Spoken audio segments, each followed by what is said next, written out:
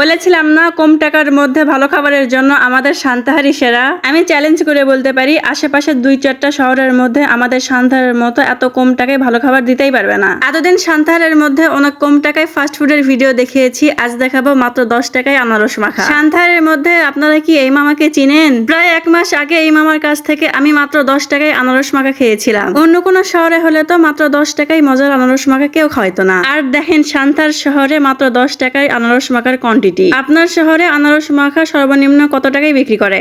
আর আনারস মাখা খেলে জীবনে কি কি উন্নতি হবে এই মামার কাছ থেকেই শুনি।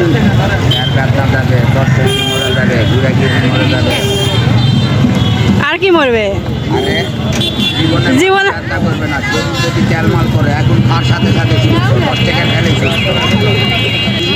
জীবনের শত্রু মরল